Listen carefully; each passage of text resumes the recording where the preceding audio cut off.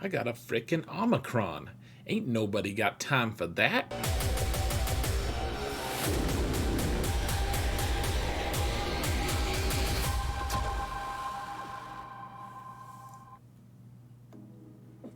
Hello everyone, and welcome to another episode of Zareth Prevails. Today we're going to talk about Omicrons. We've had quite a few new ones come out, guys, and so we're going to rank them. And a ranking video doesn't do that much good, frankly, because especially for Omicrons, because they all apply at different stages for different people, and different account sizes are going to get a lot more use out of some of these than others. And that, that seems obvious, I guess, but it's like at the end game, Ewoks aren't that great. At the early game, they can actually do some things. Similarly, like Wampa is going to have a lot more value in the mid and late, or in early game than the late game. There's not really any comps that I'm placing on defense right now that a Wampa would feel comfortable taking on. Well, the Wampas don't feel, they feel no comfort or discomfort. They're just, if you live in a cave in the freezing cold all the time, you're pretty much just used to having life suck. So anyways, we're going to talk about these different Omicrons, and we're going to split them up, actually. I'm going to talk about the ones that aren't as interesting to me first, and then we're going to go into GAC ones. So we're going to do that real quick. Just want to remind you guys, if you want to support the channel for free, all you've got to do is hit that thumbs up button, or, do other mounting things for this algorithm, guys. We're mounting it together. We're gonna do it. We're getting there. Yeehaw. Giddy up. All those cowboy words. Okay, let's actually talk first about territory battles. I'm not even gonna pull it up because they're not interesting right now. Not right now. So here's the thing, guys. The only time you ever want to apply one is probably on Rebel Officer Leia Organa, and that is because, at least in the light side territory battles, you can, if your guild is really struggling to get platoons, then Rolo is the one who will allow you to still get your max waves with rebels, and then after that, and then you can put Commander Luke Skywalker on in platoons. And that's a problem a few guilds have, I guess. That's about the only reason you want to do it. You could put one on Kyle Katarn. Those are the two good ones. The other two are like, let's just wait forever. We'll super wait. Like, wait longer than anyone about those. They're not good. But the Kyle Katarn one, it's like, well, sure, it makes the Mothra team pretty good, I guess. They were already fine. They kill things faster now. I hear you can just hit auto, which I guess that's convenient and nice. I wouldn't ever do it. Omicrons are too rare right now. I would apply them for either territory wars or territory battles. So let's actually switch now. Territory battles, don't put them on there probably unless you're super early game and your guild needs your help. All right. Otherwise, you're better off just going and unlocking Commander Luke. Just get it done, guys. Like, what are you waiting for? It's a really good Omicron. So let's look though at what we've got for territory wars. I have the slideshow here, guys. We've got this. Whoa, madness. We're in a slideshow with backwards letters and numbers, mostly numbers. All right. So here's the thing about territory wars, guys. If your guild doesn't care about territory wars, then you just adding a little drop in the bucket isn't going to do anything unless you really personally care about territory wars. Unless your whole guild is in on it, they want to help you, they want to talk about it together, work on it together, then it's a big waste of time to put a lot of territory war Omicrons on. There's a few reasons you want to do it. So number one, like I said, but if your guild wants to put an Omicron on, that's great. If everyone puts the Phasma one on, even at the mid game, then you're going to maybe throw a wrench in your opponent's plans, or they'll just use Commander Luke to counter that.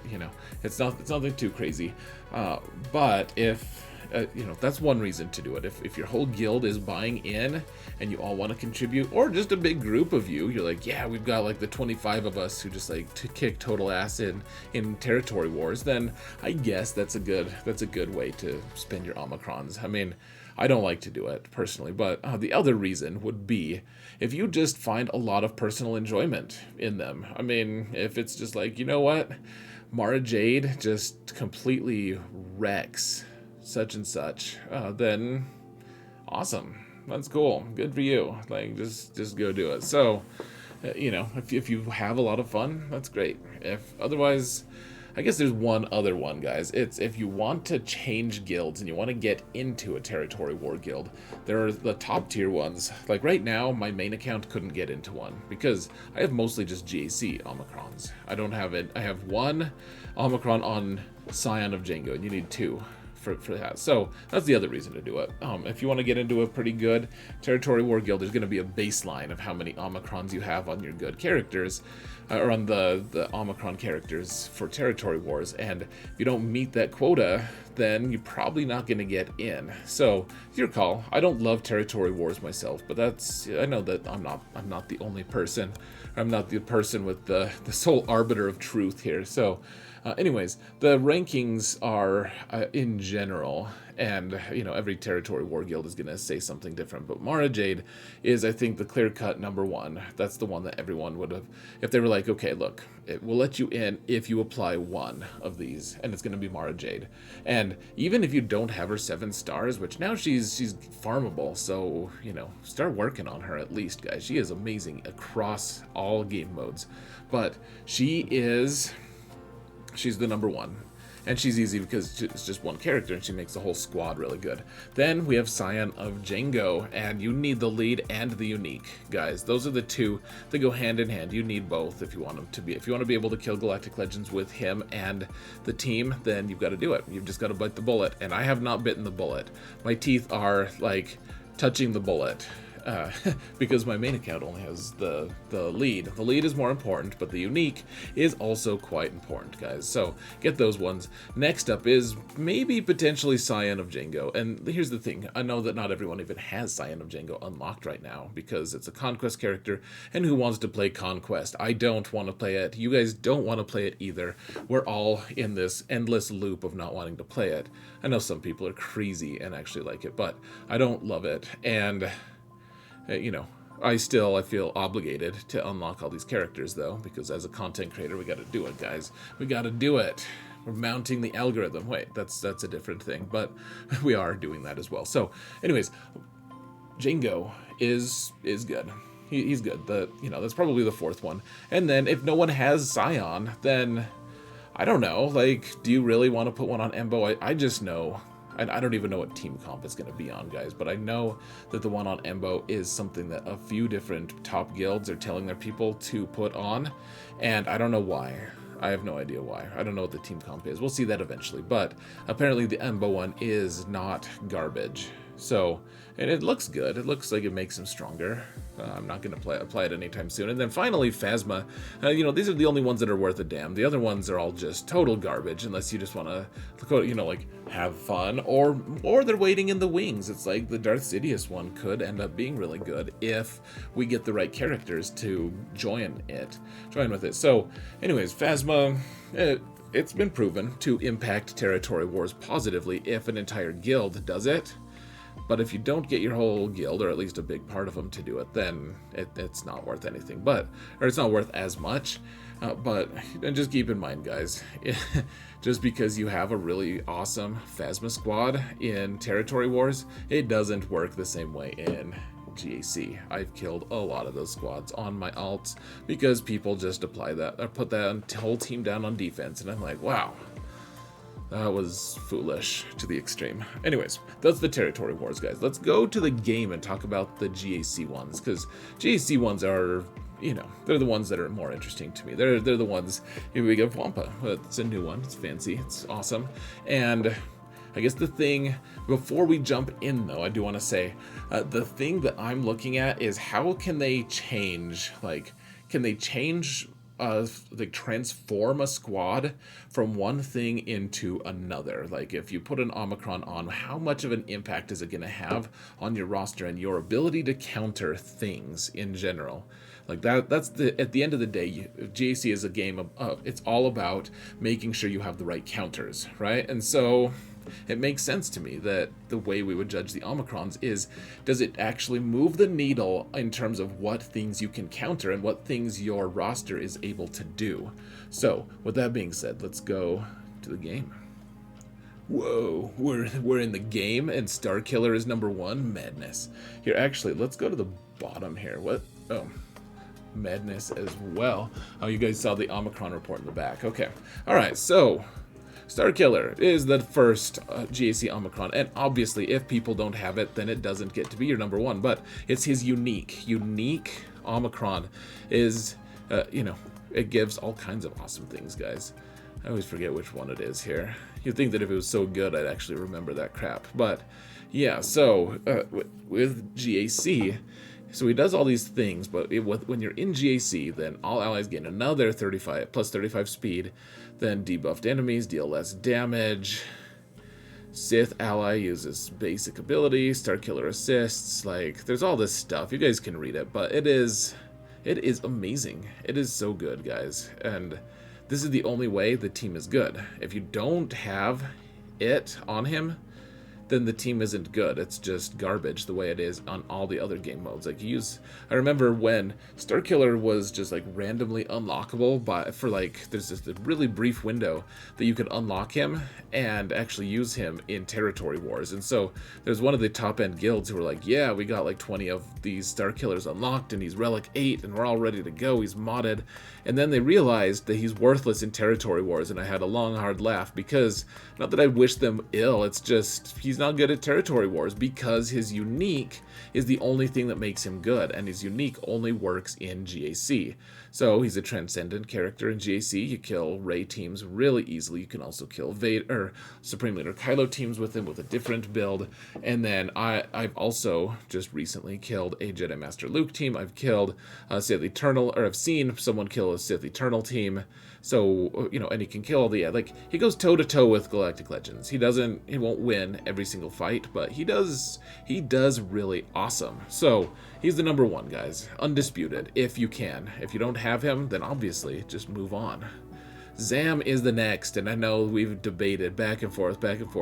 Is she better or Qui-Gon better? And at the end of the day, she moves the needle the most, in my opinion. Zam is someone who's going to be able to help you take out, now she's helping us take out Lord Vader if he's on defense. If you have the right speeds and everything, you can totally do it. And you don't really need that much speed, frankly. She's just really, really fast and awesome. She gives her whole team so much, guys. Not just offense, or not just speed, but also offense, hit points, all of that stuff.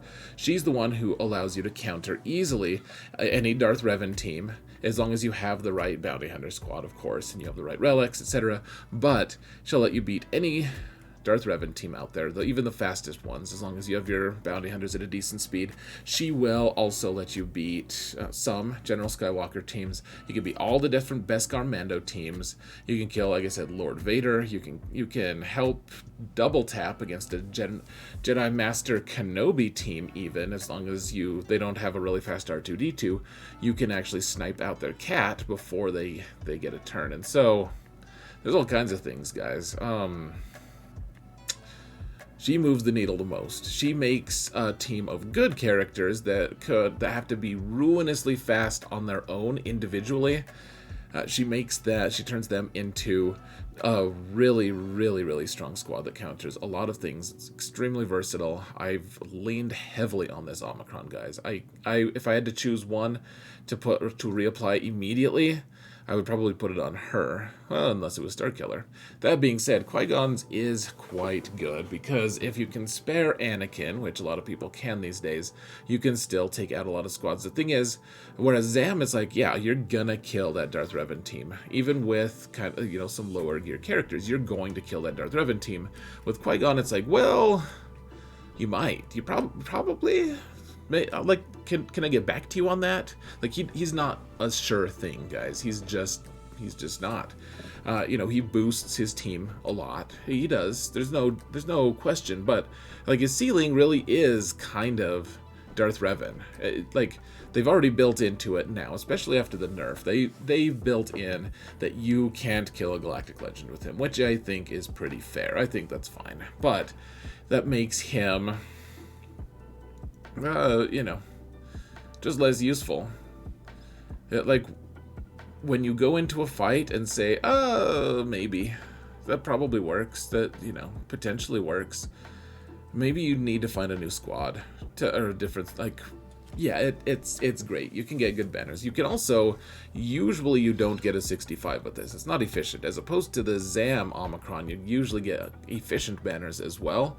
Not to mention, like, okay, so maybe you kill a Darth Revan team. Maybe you also are able to kill a BAM team as opposed to ZAM, who lets you do it. So it's good, and it's accessible to a lot of people because his gear is easy, and he's also a requirement for Galactic Legend. So it's worth it. It certainly is. It's number 3. I don't think it's as good as ZAM. ZAM kills all the things he does and more at this point. Next up is Iden Versio, and a lot of people are going to say, why isn't she at the very, very top? And honestly, guys, the only reason she's not at the very, very top is if she's Relic 8 and her whole team is Relic 8, then wonderful, put her at the top. If she is Relic, lower than that, I mean, even if she's, the squad is still good at Gear 12. It really is, but it's not as transcendent, guys. Like, the team, she boosts those stats like crazy, and that's what makes her so good. Like, she makes high relic characters way better, and not very many people have her at high relics. The guys I face, sure, everyone's got relic 8 on all of those guys, if not 9, but that's not the norm. For the most part, this squad, most people don't have Magma Trooper leveled up, or Stormtrooper for that matter, or Snow Trooper. There's a lot of people that they're just not as good. And then the team is just not as good. So, number 4 is Iden Versio. Still really good. Dash Rendar is a great one just because there's so many good scoundrels kicking around right now. He can really boost like a Han and Chewie team. He can really boost a team with BAM on it. He can even if you don't have the Omicron, he's really good just on a BAM team on his own. Just because he does his AoE. His AoE is so good, guys, because he does damage, different instances of damage 3 different times on each character, so you instantly fill up those whistling birds. That's not usually a problem if you've clocked your BAM team right. However, it puts daze on everyone, and it can't be evaded or resisted. Now, if you have him as the lead, if an ally loses prepared, they gain prepared. That's wonderful. The other thing about it, though, guys, so he's got a lot of speed. He's naturally a very fast character, so he's plus 10 speed here. He gets plus 20, actually, because he's going to always be prepared if he's got the Omicron. And that makes him, like, this isn't even, I swear, guys, I thought that I had mine fairly quick. Plus 160 seems like that would be enough, but he's actually, so he's 370 speed. This is the slowest dash I've faced in 2 different weeks. Every single person I've faced has had a faster dash Rendar than me. How crazy is that? Like, this seems like this should be kind of maybe not unbeatable, but how many people have put ruinous mods on him? He's also part of a really good Iden Versio counter, actually, as I'm learning. So lots of interesting stuff with Dash Rendar. So we'll see how that continues. We'll watch his career with great interest. He's number 5. All right, next up, guys, we've got, and this is crazy, but it's Akbar, and I don't have him on my main account because he does lose value as you continue along your path, along your merry way. This is my account at 9.3 million GP, and he just doesn't have as much use. Now, he can go really well with Han and Chewie. He goes really well with the Leia and her Omicron, as far as I can tell. We don't really have a ton of data on that yet, but Akbar can do quite a bit. And honestly, mid-game, his team really wipes the floor. Like, it really shines, and you don't need that much. It's like, well, you have a bunch of Jedi Master Luke, random guys that are Relic. Like, why do you have that Relic 5 Lando? Well, let's just throw him on the Akbar team. Let's throw Leia, Rebel Officer Leia Organa. Like, all these different characters fit really nicely onto an Akbar team. And so, he gets a ton of turn meter, and it opens these characters up for use that you weren't seeing. So, if you're in the 6 to 7 million GP range or lower, then this Omicron is wonderful. And honestly, even at the lower levels, for my Prevail Man account at 3.5, if I was facing reasonable opponents, then I'd be able to use my Gear 8 Admiral Akbar team. In fact, I do it anyways and win against a lot of better teams. This helps you punch up in a huge way. And one thing that I want to point out too, guys, so regardless of if you have all rebels on the team, for the most part you need 5 total rebels or 3 or whatever if you're in 3v3, but tenacity up goes on everyone. So he could be on a squad of Sith and give everyone tenacity up, and if you need that tenacity up to start with, like if you're facing an Emperor Palpatine squad, for instance, and they're gonna get a Force Crush on you or something, and you don't want them to get the turn meter train started, then that tenacity up might just save you. So it's something that could help you, just, if you needed that little boost. Plus, I mean, he's plus 25 speed. You can do some interesting stuff with him. He's a pilot, whatever. It's much better than everyone thinks. I made a video of it. I'll try to link it in the video description. Similarly, my buddy Endal Bial made a video on Wampa. He loves the Wampa and thinks that it's an amazing Omicron. And, well, it's a lot of fun anyways, and I agree. If you like to party, this is the one you go with. That being said, it's not much value at my level. It's just not. So I'm probably not going to do that on my main account. However, I am fairly certain I'm going to have it on my alternate account next week even. So stay tuned for that on Professor X. We can make that. We can hook that up. So anyways, Wampa, it's one of those other ones that it's like, well, it loses value as your opponents get way better. He can maybe kill some Mon Mothma teams, but a lot of the Mothra teams that I'm facing have a Relic 8 Kyle Katarn who will just chop his face off. So, at least unless you have him at Relic 7 or 8, something like that, you need him all modded for health, etc. I will link Endal's video footage of it. Like, he found a bunch of other people's videos, and it's a good one. It's just not... It's not as transcendent. The other problem with it is, guys, is this would be a fantastic. This would be like the best Omicron ever by a huge stretch with an early game account. But you can't get him early game because the only way to unlock him is you use the Bounty Hunters quest thing, which you usually don't have good enough bounty hunters for, or you use the GET currency, and you need to save that for Malak or General Skywalker. Both of those are more important than Wampa, but you want Wampa. I mean, this would be a really fantastic one, guys. If you're like, I don't particularly care about one or both of those characters that I listed, Malak or General Skywalker, then Wampa is wonderful. He is really good. He's a strong contender for using your GET1, I guess. I don't know. But early game, yeah, he's good. Mid game is when he becomes accessible and he will slay noobs for you. Next is Starkiller. This is kind of a weird one. It's his other 2. Well, guys, you can see I could apply 1 right now actually if I wanted to, and I might just do that though. I might wait. We'll see. We'll see what I'm gonna do. But he's pretty good. He doesn't suck. He's a good character. He really is. The two other abilities just they're not wonderful. I mean, they're fine, So when he gets unleashed, the problem is it takes a lot of time to get unleashed. Once you finally do, usually the battle's kind of decided. So when he's unleashed, dispel all debuffs on all allies, and buff immunity and healing immunity can't be copied resisted. So and this one does an inflicting. It does all this stuff to one character. Yeah, onto target enemy. So cool. You can get buff immunity and healing immunity, and it's undispellable. That's great. That one's the least of them, guys, but it does make him a little bit more versatile.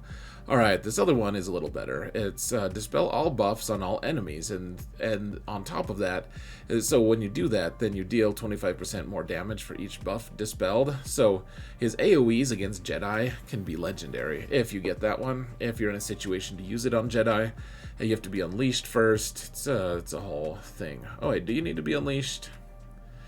Oh yeah, you need to. So it'll dispel everything. But once you get unleashed, then it does extra damage. So that one's the better one. That's the one I would get first. But again, he's one of the very best characters out there right now, and his Omicrons do have value just because of that, because it makes him stronger. Next is Chirpa, and I do like this one. Here's the problem, guys. I have this on both my main and my alt, and it's just... Okay, it makes the team really strong. It makes it a lot stronger. They get more turn meter, they get faster, all this stuff, all the things that they kind of want, but they still just paper cut you. The only way they do real damage is if they're relicked, and the only way that they're not good in the end game. They're only good mid game and early game, and so do you really think that putting relics on Ewoks is going to be a great endeavor? Maybe it's good. I'm skeptical, I guess. They do okay. They do some good things, but it still takes like three or 4 minutes to kill like kind of bad teams if you don't have them relicked. So if you want to do this, you better be willing to invest, and I'm not convinced that investing in Ewoks to that extreme, and you have to put really good mods, at least on Paplu. I don't know if it's worth putting that kind of effort into a squad that is eventually just going to totally be disregarded and not used ever. So that's why he's lower on this list. If you have a full relic Ewok squad, you can find some good uses for it. There's a lot of cool things you can do with it. Princess Leia's one. I'm like, this might be better than number 10. I'm not sure. Like, first off, you have to put a pretty worthless Zeta on her to be able to unlock this. So it's nice I have a safeguard in case I get drunk one night. I won't accidentally just apply the Omicron. I'll just give her a worthless Zeta. Or maybe I'll just click through and surprise us all. But here's the thing. 55% chance to grant all these different buffs. That's great. Everyone's got tenacity up. Everyone's got retribution. I've seen her use this to good effect on some teams. That's great. Look at how long her hood is, guys. Dear Lord. Anyways, this one looks like it could be really good with a future release. Right now, it seems like it's not as good. I've seen a Relic 8 version of her. You can make it really fast, and it's tough to counter unless you have something faster than her.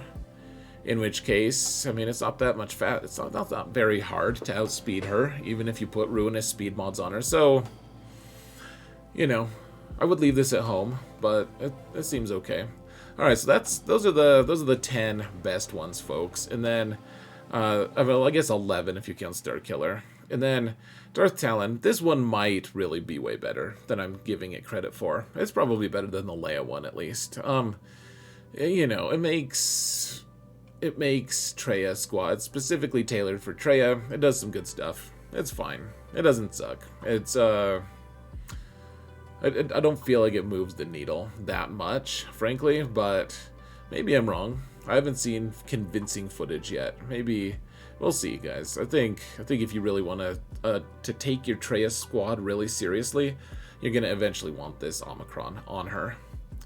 Director Krennic also seems like one that, man, I think it could be pretty good, actually, guys. It makes some squads really good. I mean, or it makes him really good. Like, it gives him more offense, more defense penetration, health, all this stuff. Here's the problem, though. So he goes well with Death Trooper, and this was released right after Iden Versio, and it's like, you want Death Trooper to go with Iden Versio. That's what you want. You don't want her to go with a lesser stag. You don't want Death Trooper to go with stupid Krennic.